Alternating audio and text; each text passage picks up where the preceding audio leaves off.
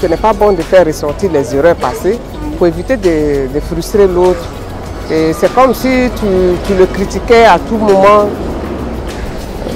Bon, c'est vrai, les critiques sont bonnes, mais on va pas faire... Tu ne vas pas lui dire à tout moment tu es comme ça, répéter les mêmes choses. Parler du passé, parler des erreurs passées du mari, ça a créé une espèce de confusion, une espèce de tension au sein du couple. Moi, je me dis que quand les gens ils sont ensemble, quand les conjoints sont ensemble, pour se faire confiance, il faut forcément se dire les anciennes choses qu'ils avaient fait. Mais chaque fois, il ne faut pas faire revenir parce que ça tue l'amour, que ce n'est pas une preuve d'amour. Parce que quand on aime quelqu'un, quelles que soient les preuves, quel que soit ce qu'il a fait, on ne remet pas ça sur le tapis. Si on ressort les erreurs du conjoint, il n'y a plus d'amour dans le foyer. Et non seulement ça casse l'amour, ça casse le moral. Bon, et puis ça ne donne pas un bon couple. Parce que les choses qui sont déjà passées, c'est passé.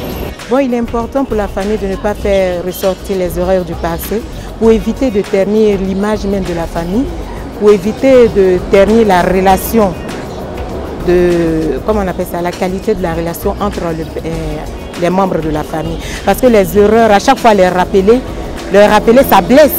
Ça blesse. Ça dépend aussi si c'est pris en bien pour quelque part, pour corriger les erreurs, tant mieux. Mais si c'est pris en mal à chaque fois pour rappeler, pour frustrer la personne à qui on rappelle ces erreurs-là, vraiment c'est blessant. C'est blessant. Donc il est mieux, en tout cas préférable pour moi de ne pas toujours les faire ressortir.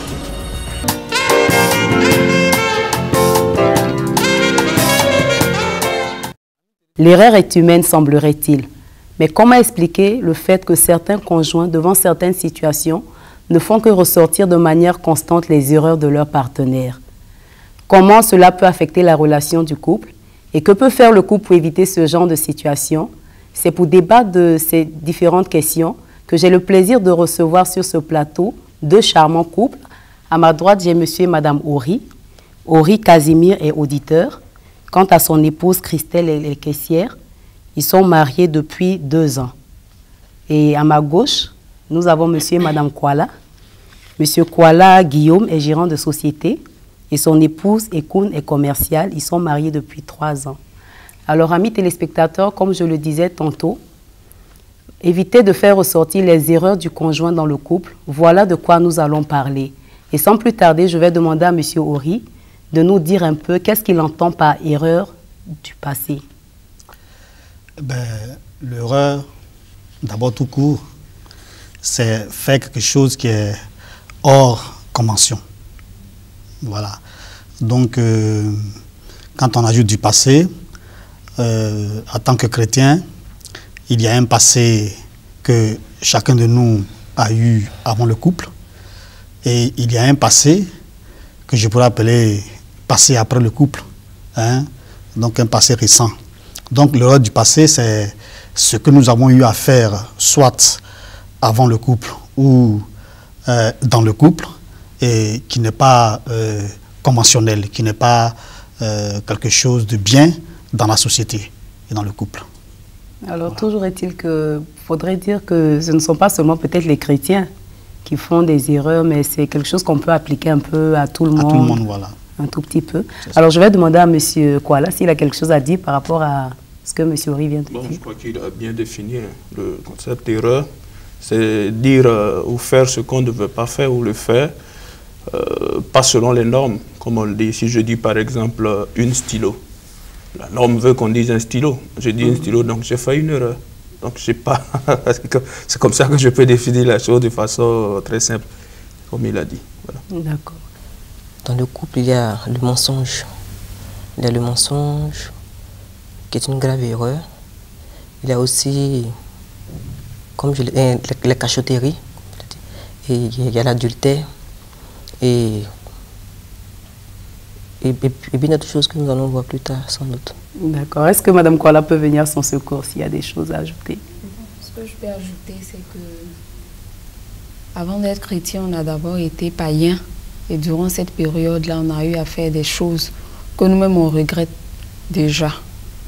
On a eu à mener des vies, peut-être par rapport à notre métier, on a eu à faire des choses. Peut-être monsieur était gangster avant. C'est des petites choses comme ça, quoi. Ah, monsieur Kuala, j'espère que c'est pas vrai. Là, elle ne parle pas de moi. C'est juste un exemple. Ok, autant pour nous alors. C'est juste un exemple. Dans quelle situation, en fait, les conjoints ont tendance à faire ressortir les erreurs des autres? Qu'est-ce qui peut pousser quelqu'un à faire ressortir les erreurs de son conjoint? Bon, je dirais que c'est lorsque cette erreur-là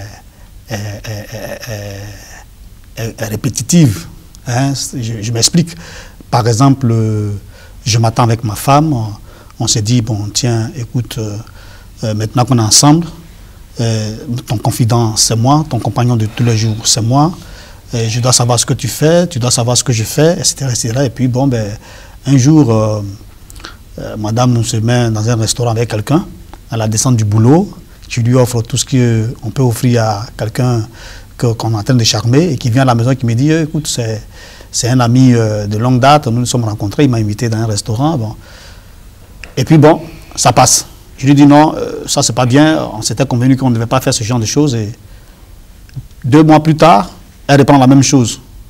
En ce moment-là, je lui fais le reproche et je lui rappelle qu'elle avait déjà fait ça. Bon, ça c'est une manière pour moi de la corriger. Maintenant, si elle ne récidive pas, et puis que comme ça, parce que je suis fâché, je lui jette ça au visage, je pense que c'est pas bon. Voilà. Donc on peut ressortir ces erreurs-là de façon utile quand la personne commet ça constamment. Et quand la personne arrête, je pense qu'il faut chose. Mais aussi, est-ce que c'est bon de rappeler à la personne quand...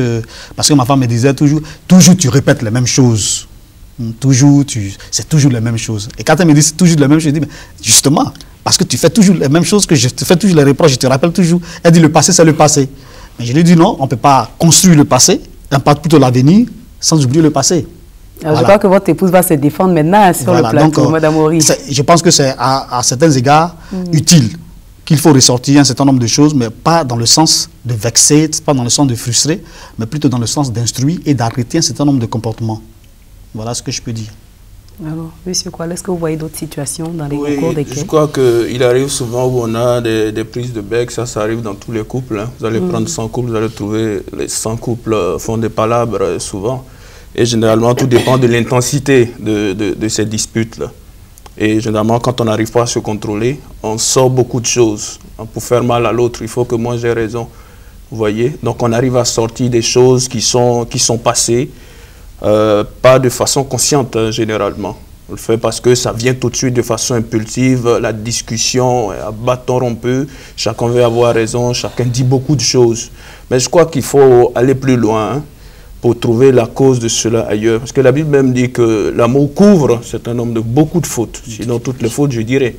Okay? Donc, dès lors que l'amour commence vous voyez, à perdre un peu, je veux dire, de sa saveur, si je peux m'exprimer ainsi, tout de suite, il y a certaines choses qui ressurgissent. Quand l'amour est là, la communication est parfaite, même quand il y a beaucoup d'erreurs, généralement, vous ne voyez pas ces erreurs. Mais quand ça commence à s'effriter un peu, les moindres erreurs, on les ressort tout de suite. Et donc, c'est pourquoi je dis qu'il faut chercher la source beaucoup plus loin pour résoudre ces genres de questions. Quel conseil, en fait, elle peut donner aux jeunes couples, et notamment ces personnes qui ne sont pas aussi chrétiens? Qu'est-ce qu'ils peuvent faire de manière concrète afin d'éviter ce genre de situation dans leur foyer? Bon, ce que je peux dire, c'est qu'il y a un adage qui dit que le charme du passé, c'est qu'il est passé. Donc je pense qu'il faut faire un trait complet sur le passé. Et si une fois il y a lieu de pouvoir parler du passé, je pense qu'il y a quand même la manière de le dire pour ne pas vexer l'autre. Il y a la manière de le dire pour ne pas frustrer la personne qui est en face de toi.